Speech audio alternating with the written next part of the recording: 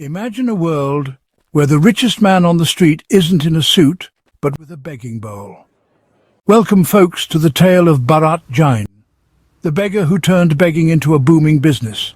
But before we dive into this treasure trove of a story, let's remember, not all who beg are poor. Let's start with a bang. Or should I say, a bowl. Bharat Jain, the world's richest beggar, according to the Economic Times, has turned the art of begging into an empire worth 7.5 crore rupees. Think about it, while you're working your butt off, someone else is making bank by just extending a hand. Now let's sprinkle some global perspective here. According to a report, in places like Tokyo, there are professional beggars who earn up to $50,000 annually. Meanwhile, in New York, some beggars have annual incomes close to $100,000. But back to Bharat. He's not just a beggar, he's a real estate tycoon with properties in Mumbai worth 1.4 crore rupees. It's like Monopoly, but in real life where you pass go and collect money in a bowl. His monthly income, between 60,000 to 75,000 rupees. That's more than what many middle-class folks take home after taxes. This story isn't without precedents.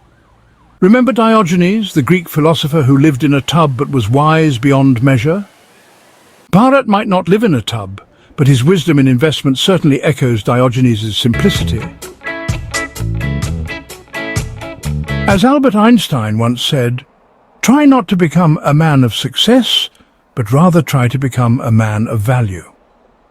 Bharat Jain did both by finding value in what many would consider a failure. Shows you don't need a suit to be successful, just a strategy. Here's a fun fact. In India, there are an estimated 400,000 professional beggars. In Mumbai alone, over 10,000 beggars roam the streets, but none with the flair of Bharat Jain. Some sociologists have conducted experiments where they've dressed up as beggars in major cities to study public behavior. One study found that people are more generous when the beggar looks cleaner or is in a busy area, which might explain why Bharat sticks to high-traffic spots like Chhatrapati Shivaji Terminus. Mahatma Gandhi believed in the dignity of labour, saying, "The best way to find yourself is to lose yourself in the service of others." Bharat's service is unconventional but effective. The average income of a beggar in urban India can range drastically, but none come close to Bharat's figures. So, what can we take away from Bharat Jain's rags to riches story?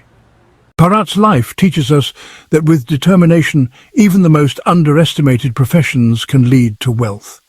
But remember, not everyone's begging for the right reasons, and it's a stark reminder of the ingenuity of the human spirit. Human. If you enjoyed this bizarre journey from begging to business, hit like, subscribe and comment below if you'd ever consider investing in a bowl instead of stocks.